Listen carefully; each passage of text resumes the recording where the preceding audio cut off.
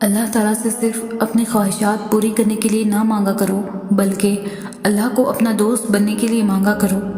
کسی وجہ کے تحت اس کو یاد نہ کرو، بلکہ اس کو راضی کرنے کے بہانے ڈھونڈا کرو۔ دنیا کی عارضی چیزیں نہیں بلکہ خدا کی دوستی مانگا کرو، کیونکہ جب تمہاری رسائی خدا کی دوستی تک ہو جائے گی تو پھر پریشانی کیسی اور دکھ کیسا۔ اللہ تعالیٰ تو اپنے ہر بندے کے ساتھ ہوتا ہے، مگر اس کا کوئی بندہ ہی اللہ تعالیٰ کا دوست ہوتا ہے۔ جب تم اللہ تعالیٰ سے دوستی کرنے کی جستجو کرو گے تو مشکلات کے دروازے خود بخود کھلتے چلے جائیں گے، ساری تکالیف دور کر دی جائیں گی، ہر درد کا مرہم بھیج دیا جائے گا۔ اللہ تعالیٰ خود کہتا ہے کہ میرا بندہ میری طرف چل کر آئے گا تو میں دوڑ کر جاؤں گا۔ اللہ تعالیٰ کو مناؤ، اس سے لاڑ کرو جسے اپنے سب سے اچھے دوست یار سے کرتے ہو۔ اپنی ہر چھوٹی سے چھوٹی بات بھی اللہ کو بتاؤ۔ چلتے پھرتے، کام کرتے، اٹھتے بیٹھتے، سوتے جاگتے، جو بھی بات دل میں ہے، تمہیں جو پریشان کر رہی ہے، اس کا تذکرہ اللہ سے ہی کرو۔ تمہیں جلدی احساس ہو جائے گا کہ کیسے تمہاری روح میں ایک سکون سا آ جائے گا، کیسے تمہارے ہر سوال کو تسلی مل جائے گی۔ اللہ تعالیٰ تمہارا دوست بننے پر تمہیں تہجد کے سجدوں تک لے آئے گا۔ تمہاری دلی مرادیں چاہے پوری ہو یا نہ ہو، تمہیں بے شک وہ ملے یا نہ ملے جو تم مانگ رہے ہو، لیکن تمہیں خدا ضرور مل جائے گا۔ کیا یہ کافی نہیں؟ تمہیں پتہ ہے تمہارا مسئلہ کیا ہے؟ تم اپنے فیصلے اللہ پر تو چھوڑ دیتے ہو مگر دل سے نہیں چھوڑتے۔ تم اب بھی چاہتے ہو کہ کاش فیصلہ وہی ہو جو تمہاری خواہش ہے۔ یہ کیسا اعتبار ہے بھلا؟ سمندر کے بیچ کھڑے شخص کو اس بات سے کیا غرض کشتی آر لگے گی یا پار؟ اسے تو بس یہ یقین ہونا چاہیے کہ میں ڈوب بھی گیا تو میرے لیے آر یا پار جانے سے بہتر ہوگا۔ یہی تو اعتبار کا امتحان ہے۔ اللہ جتنی محبت اپنے بندے سے کرتا ہے وہ آپ کے گمان سے بھی آگے ہے۔ ہم صرف وہ دیکھتے ہیں جو ظاہری خوبصورت ہے، بلکہ اللہ یہ بھی جانتا ہے آپ کے لیے کیا خوبصورت ہے۔ یقین کرو، جس دن اس اعتبار پر فیصلہ اللہ پر چھوڑ دو گے کہ جو بھی ہوا میرے لیے وہی بہترین ہوگا، اس دن نہ صرف آپ بے چینی سے نکل آئیں گے بلکہ فیصلہ آپ کے یقین سے زیادہ بہترین ہوگا، کیونکہ اللہ ساری دنیا اور لوگوں کے دلوں سمیت ان کی سوچ کے رخ تک بدلنے پر قادر ہے۔ جب اللہ کو تمہاری عبادات پسند آ جاتی ہے تب وہ تحفے میں تمہیں عید دیتا ہے، جیسے اسے تمہاری رمضان میں مانگی گئی دعائیں بھا جاتی ہے، تب وہ تمہیں کن کی خوشخبری کے طور پر عید دیتا ہے۔ جب وہ خوش ہوتا ہے تم سے تب تمہیں خوش کرنے کے لیے عید دیتا ہے۔ جب وہ تمہاری پیاسی زبان سے نکلی ہوئی فریاد سن لیتا ہے تب وہ تمہیں تمہارے صبر کے صلے میں عید دیتا ہے۔ وہ قبولیت سے پہلے ایسی نعمتیں دیتا ہے جن کی تمہیں چاہ نہیں ہوتی، تاکہ دیکھ سکے کہ کیا تم اس کی چاہت کا احترام کرتے ہو۔ اپنی منوانے کے لیے پہلے اللہ کی ماننی پڑتی ہے، تو پھر بتاؤ کیا تم اس کی مانتے ہو؟ دل تو تبھی خوش ہوگا نا جب اس دل میں رہنے والے کو خوش رکھو گے۔ وہ نواز دے گا تمہیں تمہاری رضا سے۔ تم بس ایک دفعہ اس کی رضا کے لیے خوش رہ کر تو دیکھو۔ ہوا کی سی چلتی اس زندگی میں اللہ ایک ایسا سہارا ہے جو کبھی گرنے نہیں دیتا، کبھی ٹوٹ کر بکھرنے نہیں دیتا۔ لوگ سہارا بنتے ہیں مگر سنبھالنے کے لیے نہیں، مزید توڑنے کے لیے۔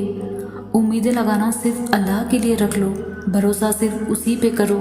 ہر مشکل کا ایک راستہ وہ کھلا چھوڑ دیتا ہے، وہ راستہ صبر اور توکل سے ہی ملتا ہے، کیونکہ وہ اکیلا کافی ہے، اکیلا کارساز، مالک و خالق ہے، وہ سب ٹھیک کر دے گا۔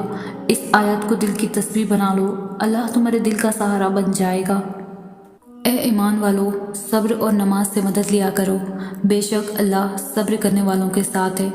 سورہ بقرہ میں اللہ تعالیٰ فرماتے ہیں کہ وہ صبر کرنے والوں کے ساتھ ہے، کہ وہ صبر کرنے والوں سے محبت کرتا ہے۔ جب کبھی تمہارا صبر تھکنے لگے تو یہ آیت یاد کر لینا۔ لوگ پوچھتے ہیں کہ درد میں سکون کیسے ہو سکتا ہے؟ جب تم صبر اسی لیے کرتے ہو کہ اللہ نے کہا ہے، جب تم صبر اسی لیے کرتے ہو کہ یہی اللہ کی رضا ہے، جب تم یہ جان لیتے ہو کہ اگر صبر کریں گے تو اللہ میری طرف مسکرا کر دیکھے گا، تب وہ درد بھی سکون میں دینے لگتا ہے۔ بالکل اس آیت کے الفاظ کی طرح، اگر صبر کرنا مشکل ہوتا تو اللہ کبھی یہ نہ کہتا کہ صبر کرو۔ وہ جانتا ہے اپنے پیاروں کو، اور اللہ پاک نے قرآن میں فرمایا کہ تم مجھے ویسا ہی پاؤ گے جیسا میرا گمان کرو گے۔ یہ ہم سب پڑھتے ہیں لیکن سمجھتے نہیں۔ تم جانتے ہو کہ حضرت موسیٰ علیہ السلام کے پیچھے فوج لگی ہوئی تھی، تب اللہ نے کیوں سمندر کو 2 حصوں میں بانٹ دیا؟ تم جانتے ہو کہ حضرت ابراہیم علیہ السلام کو آگ میں جانے کا حکم دیا گیا تو کیوں اس نے آگ کو ٹھنڈا کر دیا؟ تم جانتے ہو کہ کیوں اس نے حضرت یوسف کو کنویں میں بھی پالا؟ کیا تم جانتے ہو کیوں اس نے حضرت حاجرہ کو صحرا میں بھی زمزم دیا؟ کیوں حضرت یونس کو مچھلی کے پیٹ میں محفوظ رکھا؟ کیوں حضرت زکریا کو عمر کے آخری حصے میں بھی اولاد سے نوازا؟ ان سب میں ایک چیز مشابہ تھی، یقین۔ ان میں سے کسی نے بھی ہمت نہیں ہاری، انہوں نے یقین رکھا کہ خدا راستہ نکالے گا، اور دیکھو خدا نے راستہ نکالا۔ وہ سب اس پر یقین رکھ کر آگے بڑھتے رہے، اور دیکھو اس رب نے بھی انہیں مایوس نہیں کیا۔ اور توکل تو یہ ہے کہ راستہ نہ ہو اور تم کہو اللہ راستہ بنانے والا ہے، اور جب تم اس کا اچھا گمان رکھو گے تو یقیناً سب اچھا ہی پاؤ گے، اور پھر دیکھنا وہاں سے راہیں نکلے گی جہاں تمہارا وہم گمان بھی نہیں جا سکتا۔ عزت اور ذلت دینے والا صرف اللہ ہے، ہم انسان کسی کا کچھ نہیں بگاڑ سکتے۔ آپ کیا سمجھتے ہیں لوگ آپ کو برا بھلا کہیں گے تو آپ رسوائے زمانہ ہو جائیں گے؟ آپ پر تہمت لگائیں گے تو آپ کی عزت چلی جائے گی؟ لوگ آپ کے بارے میں باتیں کریں گے تو آپ کبھی سر اٹھا نہیں سکیں گے؟ سنیں، لوگوں کا کام تو باتیں کرنا ہے۔ اس دنیا میں چند ہی لوگ ملتے ہیں جو آپ کے ساتھ مخلص ہوتے ہیں، اور زیادہ تر لوگ تو آپ کے زوال کے منتظر ہوتے ہیں، کیونکہ آپ کو جن چیزوں اور صلاحیتوں سے اللہ نے نوازا ہوتا ہے ان سے وہ محروم ہوتے ہیں۔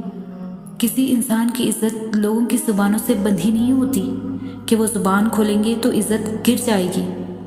صرف اللہ کو راضی کریں، کیونکہ لوگ تو وہی سمجھتے ہیں جو سمجھنا چاہتے ہیں۔ تو پھر یہ وضاحتیں اور دلائل کیسے، جس سے آپ کے کردار پر کوئی فرق نہیں پڑے گا؟ اللہ کی مرضی کے بغیر پتہ بھی نہیں ہل سکتا، تو پھر یہ ذلیل رسوا کرنے والے اور دنیا کی عدالت چلانے والے انسان کون ہوتے ہیں؟